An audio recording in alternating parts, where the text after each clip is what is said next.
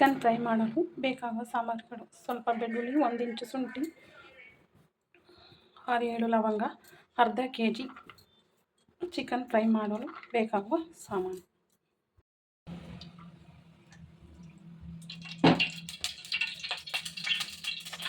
ಶುಂಠಿ, ಬೆಳ್ಳುಳ್ಳಿ, ಲವಂಗ ಪೇಸ್ಟ್ ಮಾಡಿ ಇಟ್ಟುಕೊಂಡಿದ್ದೇನೆ. 2 ಈರುಳ್ಳಿ, 2 ಟೊಮೊಟೊ ಮೀಡಿಯಮ್, ಸ್ವಲ್ಪ ಕೊತ್ತಂಬರಿ ಸೊಪ್ಪು, ಸ್ವಲ್ಪ ಹಸಿಮೆಣಸಿನಕಾಯಿ, ಅರ್ಧ kg ಚಿಕನನ್ನು ತೊಳೆದಿಟ್ಟಿದ್ದೇನೆ. ಈಗ ಬಾಣಲಿಗೆ 100 ಗ್ರಾಂ ಎಣ್ಣೆಯನ್ನು ಇಟ್ಟಿದ್ದೇನೆ. ಮೊದಲಿಗೆ ಈರುಳ್ಳಿ ಫ್ರೈ ಮಾಡಲು ಹಾಕಿದ್ದೇನೆ.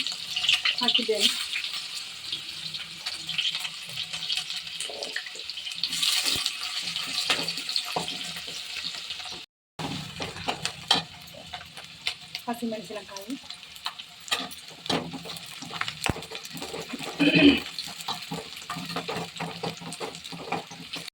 ಒಂದು 5 ನಿಮಿಷದ ನಂತರ ಟೊಮೊಟೊ,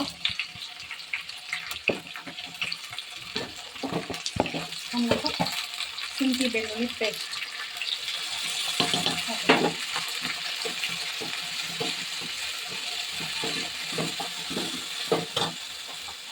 ಒಂದು ಅರ್ಧ ಸ್ಪೂನ್ ಅರಿಶಿಣ ಪುಡಿ, ರುಚಿಗೆ ತಕ್ಕಷ್ಟು ಉಪ್ಪು ಹಾಕಿ ಫ್ರೈ ಮಾಡಬೇಕು.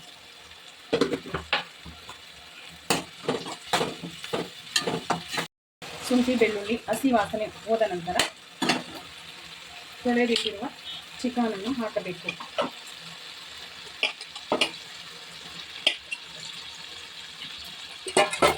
ಚೆನ್ನಾಗಿ ಮಿಕ್ಸ್ ಮಾಡಬೇಕು.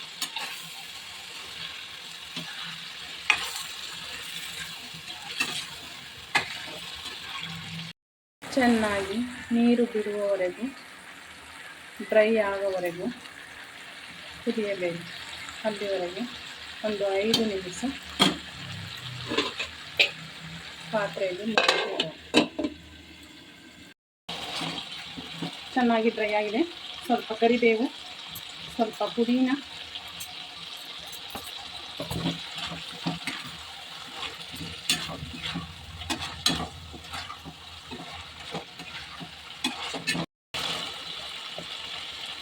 ಸ್ವಲ್ಪ ಖಾರದ ಪುಡಿ,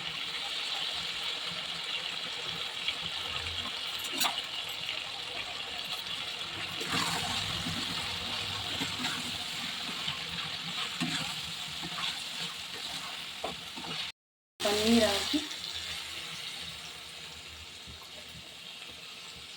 ಒಂದು ಚಿಕ್ಕ ಲೋಟದಲ್ಲಿ ನೀರು ಹಾಕಿ ಸ್ವಲ್ಪ ಹೊತ್ತು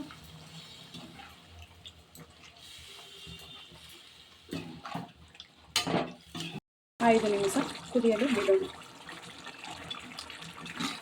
ಚಪಾತಿ, ರೈಸ್, ಪೂರಿ ಇದಕ್ಕೆ ಸರ್ವ್ ಮಾಡಬಹುದು. ಕೊನೆಯಲ್ಲಿ ಕೊತ್ತಂಬರಿ ಸೊಪ್ಪು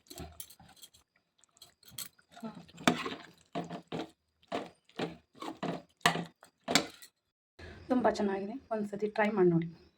ರುಚಿಯಾಗಿದ್ದರೆ ನೀವು ಒಂದ್ಸತಿ ಟ್ರೈ ಮಾಡಿ ನೋಡಿ. ಲೈಕ್ ಮಾಡಿ, ಶೇರ್ ಮಾಡಿ.